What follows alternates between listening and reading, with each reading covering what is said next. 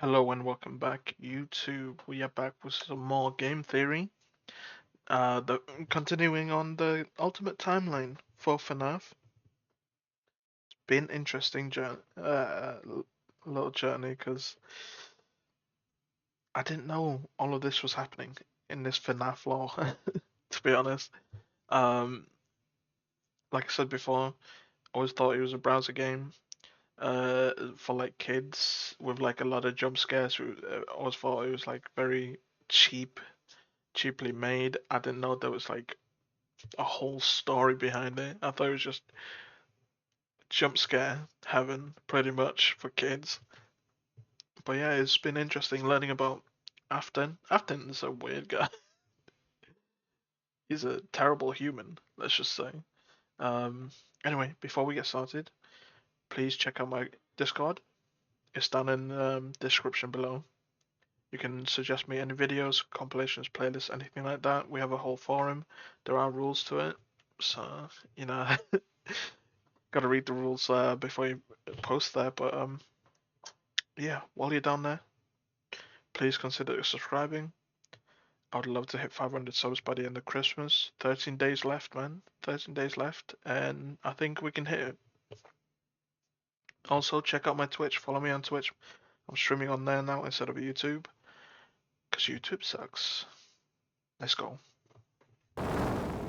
Hello, Internet! Welcome to Game Theory and page 20 of our final FNAF timeline. This is getting ridiculous. Last time we covered William Afton's rise as a serial killer, how the loss of his young son in 1983 caused him to make one fateful promise that would ultimately serve as his driving force for decades. I will put you back together. Fueled by grief and obsession, Afton would lose himself in work and drinks. One night, Which it's so dumb. Like he says that after his son's like broken, he couldn't do anything beforehand. That's just in a dumb, fit of man. rage, he What an lashes idiot. out against Henry's young daughter Charlie, his first murder. This moment becomes the first domino to fall in a long sequence of events that ultimately destroys William's life and the lives of those around him. That one murder gives Afton a taste for blood, resulting in the deaths of 10 more children across 2 different pizzerias. Those children go on to possess animatronics, giving Afton his first exposure to Remnant and the potential solution for bringing his son back to life. The need to learn more He about this melted it miraculous down. power leads him to produce the Funtime animatronics, as well as their capture devices. Robots designed to bring kids to him for experimentation and collection of more Remnant. Except there was one thing that he didn't account for: his daughter's curiosity. He made the robots too appealing, and it would cost him Elizabeth's life. Now with 2 children to put back together, Afton was more desperate and crazed than ever, returning to defunct pizzerias to steal the possessed metal still living inside their walls. What he didn't account for, though, were the ghosts, forcing him to pay for the sins of his past. When last we left him, William was spring-locked, bleeding to death behind a secret wall. Yeah, back Gone, in but his certainly not OC. forgotten, as we're about to see in today's video. Today we're finishing up chapter 2 of our story, wrapping up the Afton era. Over the next 6 pages, we switch our focus to the other main character of the franchise, Mike, a young boy dealing with the fallout of a stupid childhood decision with tragic consequences. A young man whose life was best described as collateral damage, caught in the blast radius of William's whirlwind of destruction.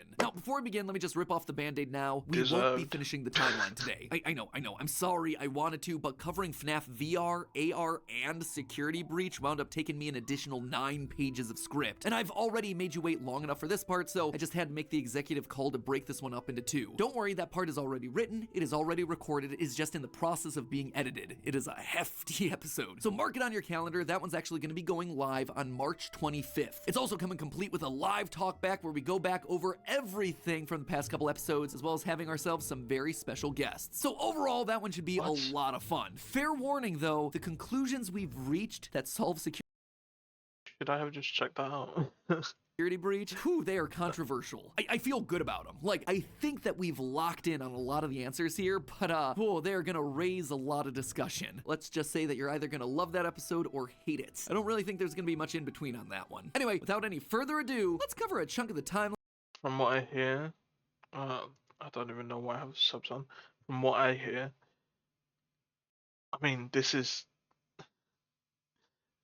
the same with like other game theory, film theory videos.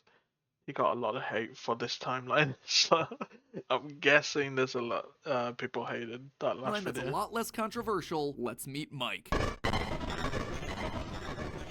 William still wasn't back. Weird. Michael knew his father sometimes traveled for work, disappearing for days on end, but usually there was some sort of notice, a phone call, a post-it, something. It's not like Michael and his father were close, far from it, but as a household of two suffering men coping with years of tragedy and loss, there was at least some element of communication between the two of them. They were united by a name and a shared pain. This time though, things felt different. William had left nothing. His absence was longer. There were no check-ins, no updates, just silence. Something had happened. If there was one thing Michael knew about his father, it was that he had contingencies, safety checks, backup plans. His father was a careful and guarded man. He held his cards close to his chest, and as such, William had prepared him in the event that something like this ever happened. Normally, his father kept his home office locked, but in the event of an unexpected, prolonged absence, Michael had been instructed to enter his father's office and look behind an empty set of shelves mounted in the corner of the room. Rolling his eyes, Michael entered the office. Never fully understood how William was able to spend so many hours of his days locked up in here. There was just nothing to do. Most of this place was empty. He dragged himself over to the shelf in the corner, expecting to find an emergency contact list, a family safety deposit box. But what he actually found there was completely unexpected. Father, it's me, Michael.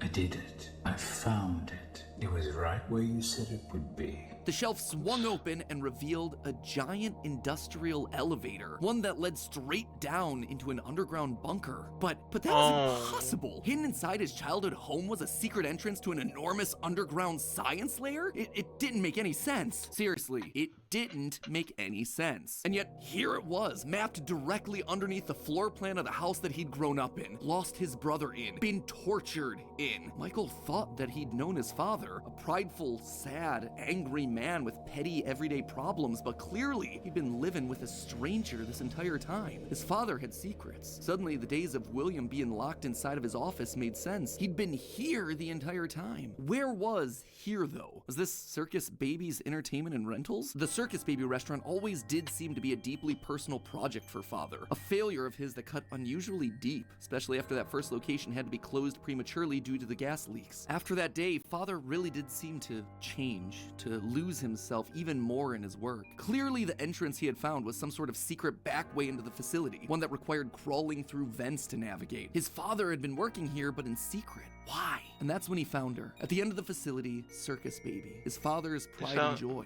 Except something was different about her. She wasn't like the others. The way she talked, the stories she told. This wasn't just a robot. She was alive, somehow. And not only was she alive, she also felt familiar. There's something bad inside of me. I'm broken. I can't be fixed. Will you help me? Was this his sister? William's baby girl? But how?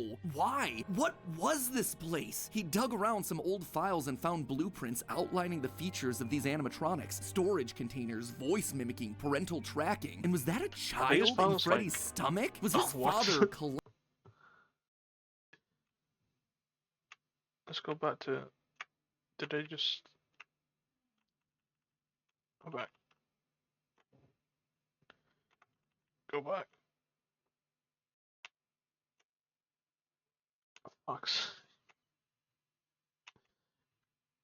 Fuck this. 5 seconds. Storage containers, voice mimicking, parental tracking. And was that a child? Bruh, stop.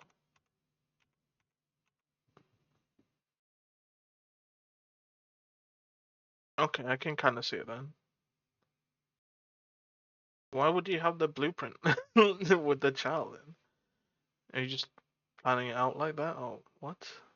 Child in Freddy's stomach? Do you find this in the games? Collecting and experimenting on kids? Were all the rumors that he'd heard throughout his past actually true? That the animatronics came to life at night? That there were murders done in all the pizzerias? That his father had somehow been the prime suspect in all of it? Suddenly, Michael's mind flashed back to his persistent nightmares throughout his childhood. Had he been experimented on too? Tears stung in his eyes as anger, fear, and confusion filled his body. His father's secrets were pouring out. William wasn't just a lame, overworked father. He was a Am I meant to feel sorry for this kid? Because I don't. I hate this kid. Like, Monster toying with life itself. Suddenly everything clicked. He frantically looked around the room, blinking human heads on poles staring back at him. Green eyes, his sister. Blue eyes, his brother. Closed eyes, his mom. All just staring expectantly. These were meant to be human. William was working down here trying to make believable humans, literally rebuilding the family that they had both lost. The small little girl robots with their British accents roaming the hallways of this underground facility suddenly took on a whole new context. Hello in there. Is it the same person? Were those meant to be his sister? A replacement for her? A clone? Was William building clones of his sister? They seemed to know him, after all, to react to his presence. They were all there. They didn't recognize me at first, but then they thought I was you. He always did have a bit of a resemblance to his father. Michael's mind reeled as the reality of his world crumbled to dust. No, he had to get them out of there. If this really was his sister, heck, if any of these things were human, souls, whatever remnant of the humans that they once were, they needed to be rescued. They all nah, I've screwed that. I ain't touching any of these. What is wrong? always put us back inside. I always feel like movies and games don't really make believable characters. Like what? I don't know. Maybe I'm just like superstitious and I'm like, fuck ghosts, spirits, anything like that. I'm a pussy about it, but and that's. There's nowhere for us to hide here. Led by the voice of Circus Baby, he marched through the now empty halls of the Funtime Auditorium. He would lead them. He would protect them. And finally, he would be able to forgive himself for the killing of his brother so many years. You are in the scooping room now. Good The riddance. scooper only hurts for a moment. Scooper? That violent extraction arm? Michael had seen that one in the pile of blueprints. Something about heat rendering the magical silver metal inside useless. In reality, prior to getting himself spring-locked and put behind the wall, William's methods had become increasingly sophisticated. With a mechanized arm that could infuse new bodies with a soul, William could finally give and take away life. The only thing he needed were the bodies. But William wasn't the only one looking for bodies, as Michael was about to learn. But if we looked like you, then we could hide. That's a cool If we character looked like design. you, The then we metals. would have somewhere to go. Michael was gonna be the hero to help these animatronics, all right. He was gonna help the haunted tubes and wires of these animatronics escape, just not in the way that he anticipated. His sister had lied to him, another game of pretend. The scooper plowed forward, digging its extraction arm into his body. As he heard his bones ripping through his flesh, Michael blacked out. But something is wrong Deserved. with me. I should be dead. You but should, I'm yeah. not.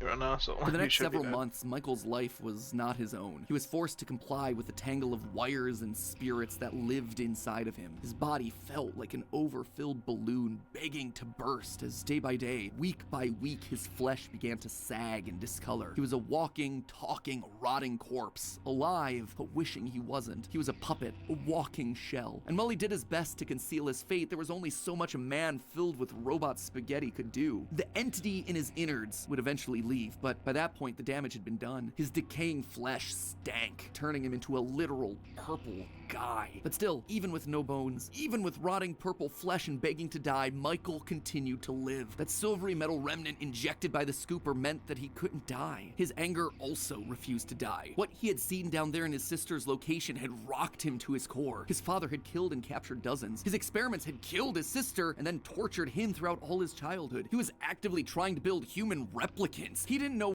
Like, I literally I feel sorry for this guy, man.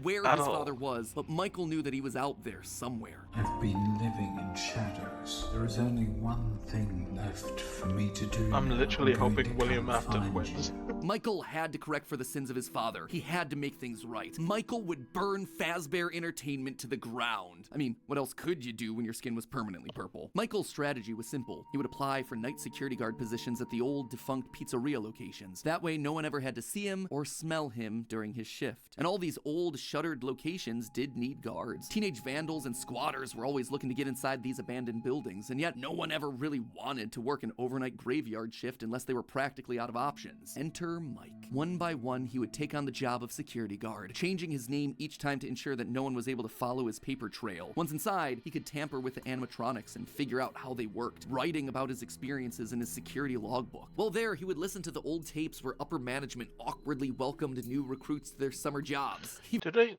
just recruit on the phone? Because that makes no sense. Like a phone interview, not like a face-to-face one. Even though he was working there nowhere near the summer months. He heard the gory details of his father's franchise from the outsiders looking in, confused and afraid about what was happening in the walls around them. Sometimes he would see his brother in the form of the Golden Freddy suit. It's me appearing on the walls around him. Except now, there was something else there. He was no longer alone. Another angrier presence was also in the suit, as if two spirits were forced to share the same body. And Golden Freddy would attack him now. It was aggressive. Its vengeance wanted to lash out at anyone with the Afton name, anyone who wore a security guard outfit. Over time, Mike worked his way through the old restaurants, the original pizzeria, the bigger, better Freddy Fazbear's. He spent weeks there looking for clues as to his father's whereabouts, and each time at the end of his week shift, he would then set the location on fire. Remnant can't survive high temperatures after all, so burning away whatever spirit-laden animatronics that still existed inside seemed like a winning strategy. All this revisiting of his past, though, was causing the nightmares to begin again. Hallucinations that brought him back to his childhood. The guilt around killing his brother. I actually want to play. I want to play for this games. I don't know how much of this is actually within the gameplay itself, or like within text, hidden text somewhere. Oddly mixed with the shrill phone calls of the security guards. But it would all be worth it in the end. The goal was to eventually stumble across the one location, the one job that would finally reunite him with his father. Little did Mike know that that day would come. So is his father dead, or he's just like, that's the character here? He's a purple guy. Because he's like that because he can't die, technically, but his body's decaying. Or is this just like a stylistic choice? Like it's not actually decaying. 2023, an advertisement came across Mike's TV. Fazbear Frights, a new horror attraction inspired by the awful crimes that occurred around Freddy Fazbear's Pizza so many years ago. It made Mike sick. People looking to make a quick buck off the tragedy of others, off his own family. This wasn't a joke or entertainment. Regardless, he had to be a part of it. If this team was combing through his family's history, they might stumble across something that could be useful. And if his father was truly still alive as he suspected, there would be no way that he wouldn't show up here. Maybe finally this could be the final chapter in his family's marathon of tragedy. Mike applied for the job and was immediately handed the keys. Years of doing this had taught him that security guards rarely receive thorough security checks. They also liked how creepy Mike looked. They thought it was a costume, on theme for the... Is this like what year was this? Because, I mean, I used to be a security guard. Actually, this is the an American series, right? I think so. Job. I don't know how they do it in America. Hey, but... glad you came back for another night. I promise it'll be a lot more interesting this time. For weeks, there was nothing. But just as Mike considered giving up, he received the call that he'd been waiting for years. You're not gonna believe this. We found one. A real one. Could this finally be him? Sure enough, there he was. William inside his iconic golden Bonnie Springlock suit, only now it was green and decaying with age. And there they were, a small family of broken men finally reunited. It's been a long time, Dad. Mike had always struggled with the phantoms of his past haunting him, but now all the animatronics he'd encountered over the past months, hopping from pizzeria to pizzeria, suddenly sprang to life, their burned faces haunting him as he tried to keep track of his father on the cameras. It would seem that William's mere presence had put the spirits on high alert. Ultimately, they were harmless, more annoying than anything else, but there was one that felt different from the others, one that was more than just a mere phantom, the security puppet. If he looked at the cameras at just the right moment, he could see it floating there through the halls. He could even see its reflection in the water pooled on the ground. It would seem like he wasn't the only one there on a mission. While he was dealing with Springtrap, Michael assumed that this one was likely dealing with... I'm guessing there'll be other games that like will have more story. The newer ones will have more story, but like the older ones were like the basic like layout where click cameras, close the door, flick lights, whatever the heck they were doing. That stuff is not gonna have like too much lore in it. with the spirits of this I'm place, guessing. finally setting them to rest. Hopefully this means a happier day for all of us, Mike thought to himself. And in that moment, he felt the air around him release, like pressure being let out of a bottle. The building sighed, as if 5 spirits had finally been allowed to move on. He had the sense that his brother was a part of them. He rigged the wiring inside the building to misfire, and the dry, desiccated walls erupted in flames. It is finished.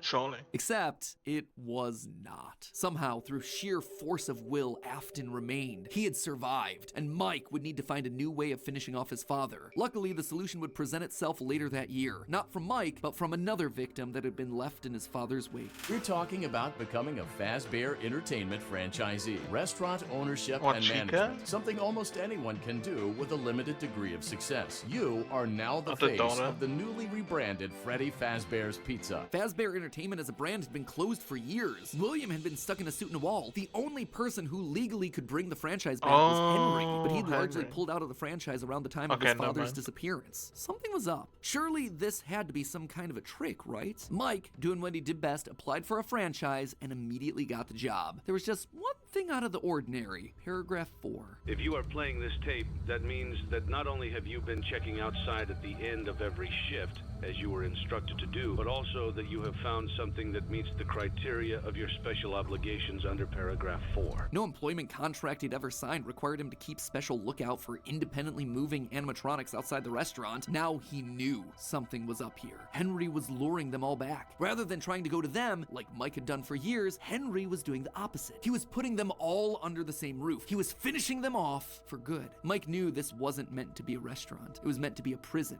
a containment vessel, a locked box meant to trap them all in so they could finally end the madness. It took a few nights, but eventually everyone was there. His father, the puppet, the robot spaghetti that had once violated his body, and his sister, now hopelessly devoted to serve the man that had once gotten her killed. It was time. He had been instructed to seal the doors and leave, but while he locked everything down, he didn't move on. If this was truly meant to be the end, if the remnant needed to be washed away, he needed to be a part of that. This is where your story ends. And to you, my brave volunteer, who somehow Good. found this job listing not intended for you, although there was a way out planned for you. I don't know why I'm acting like an ass to this kid, but like, he literally murdered his brother, so. I have a feeling that's not what you want. I have a feeling that you are right where you want to be. And to you monsters trapped in the corridors, be still and give up your spirits. They don't belong to you. For most of you, I believe there is peace and perhaps more waiting for you after the smoke clears. Although for one of you, the darkest pit of hell has opened to swallow you whole. So don't keep the devil waiting, old friend. And with that, it was over. The Afton legacy died with all of them trapped inside of a literal Well box. played, As the Henry. flames danced Well around the played. office, Mike, for the first time in decades, was happy. But William wasn't gone yet. Although the darkest pit of hell was open and waiting for him, something or someone wouldn't allow him to move on. Instead, he found himself locked in moments from his past. The pizzeria, his son's room, his underground bunker. It was as if his brain's neurons were all firing at once, overloaded, mixing and matching all his biggest fears, regrets, failures. What was this place? How did he get here? He called out into the silence. Then they started coming. Without warning, animatronics, both new and old, began to jump out at him, bite him, rip him limb from limb. The pain was immeasurable. Make it stop. Make it stop. William, for the first time, longed for death, an end to this torture. Just as it felt like he couldn't take it anymore, everything was quiet again. It was as if the world had been reset. There was a brief moment of quiet, and then the onslaught began again. Dozens of faces from his past, all Is this focused his on him. hell? A waking nightmare that he couldn't escape from. More pain, more ripping. It was his own personal hell, but why? Why couldn't he just die? And then he saw them, a group of characters he never thought he'd see again. Those janky, stolen characters that had started everything. The mediocre melodies. It had all started to go wrong once they showed up, once Henry had made them. But mixed in with their obnoxious southern drawls, William heard something else. It was barely a whisper, but he could just make out the words. He tried to release you. He tried to release us. But I'm not gonna let that happen. I will hold you here. I will keep you here. No matter how many times they burn us. That voice. He knew that voice, but from where? Greetings from the fire, and from the one you should not have killed. The one he shouldn't have killed. William thought back. He'd done a lot of awful things, but there was always the one that stood out. Not Charlie, his drunken act of revenge. Not Susie, his first true murder. No. Instead, it was the one that he had lost control with. The one that he had broken beyond repair for no good reason other than because he could. The one that he'd stuffed inside the golden bear that his partner used to wear. Cassidy. They were back, and now they were trying to punish him, to make him suffer like he'd made them suffer. It was almost like William and Cassidy's souls had been locked together, fused by a collective rage and spite, each refusing to move on. But while Cassidy was so focused on taking revenge, they actually did the one thing that would be the downfall for so many others. They kept William alive. Even though fire should have destroyed the remnant that was coursing through his being, Cassidy kept William breathing, paving the way for his escape. William's will was so strong, his soul so powerful that he managed to put a part of himself inside the circuitry that housed the spring-locked suit. And there, his consciousness lay, inside a single circuit board, waiting for someone to find him and set him free. A person that no one would suspect. Okay, so a bit of a shorter chunk, but an important one as we shift perspectives to Mike and tell his side of the story. And with FNAF VR, AR, and security breach... Screw Mike's story, man. Screw this guy. But yeah, like I said, this is so interesting. The games don't look interesting to me at all. They don't seem like they're in my wheelhouse of like games I like.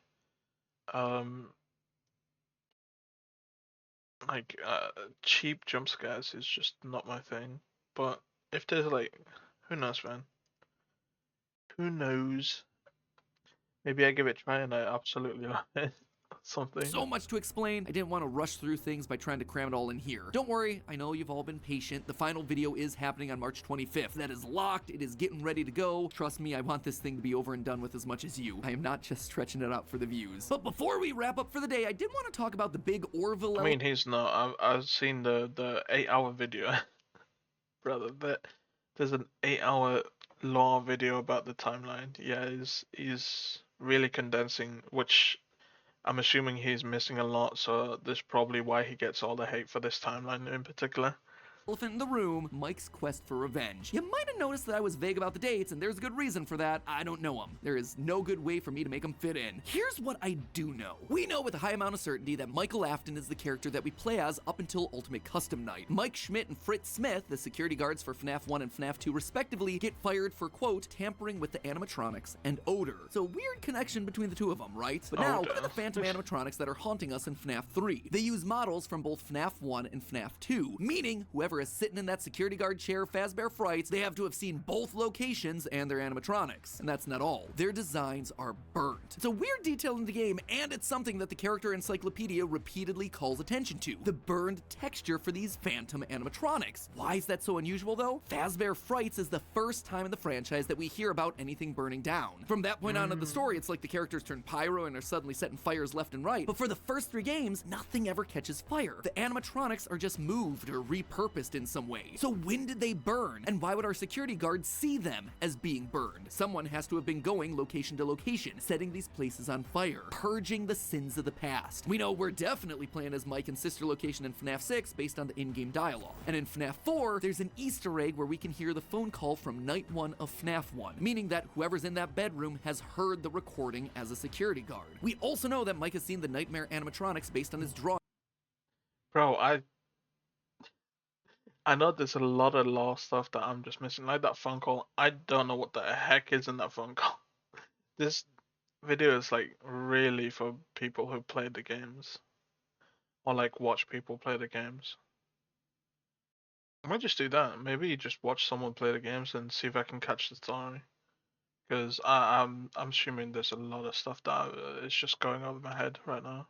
Drawings in the security logbook. So overall, there is solid evidence that connects all of FNAFs 1 through 6. You'll also notice how the character encyclopedia doesn't have a page for Mike Afton. This thing has a page for Chocolate Bunny Bonnie, but not Michael. Some tells me they don't want us to confirm how many games he's been in, because that would confirm too much of the theory. In short, this gives us an incredibly compelling and complete narrative. Mike as our protagonist, and William his father as our antagonist. Mike accidentally kills his brother in Fredbear's mouth, which begins our story and sets William down his pathway of destruction. Mike is then haunted by the guilt of his past and is looking to make things right across the rest of the games. In Sister Location, he learns what his father's been up to and realizes what he has to do to correct it. After failing to finish the job in FNAF 3, he ultimately helps Henry end it all in FNAF 6. It is great. No, the story that he's telling is pretty compelling. I was really intrigued by it. Um, I actually don't know how much of this timeline people like actually agree with. Um, for the games, like, do they kind of generally feel the same way that Mike is like the protagonist for the like 3 games? Who knows, man? Great. It is a I clean might just narrative. have a There read is of the just comments one problem: later. timing. Mike's quest can't really start until he's been Off down to camera. sister location, seen baby, and gotten himself scooped. That's when he finds out about Afton's secret life. It's also when he's gonna start to smell, because, you know, he's a walking, talking, rotting corpse. And we know that he's not going down into the bunker until the Funtime animatronics have been made, Freddy's has been closed, and Afton is out of the picture. That all should be happening post 1993, after William is sealed behind a wall. But that then presents us with a few problems. Afton has already dismantled the original animatronics as we see in the FNAF 3 minigames. How are those things getting burned if they're already deconstructed? But more importantly, we see FNAF 2 paychecks with the date 1987. That is way earlier than I think it can be. To be fair, Fritz Smith's pink slip on night 7 doesn't have a date, but it's a bit weird to say that the first few nights are in 1987 and then employee number 3 is hired on years after the restaurant closes. Anyway, just wanted to call that out because I don't have a I wonder, like, how much of the timeline did the creators know?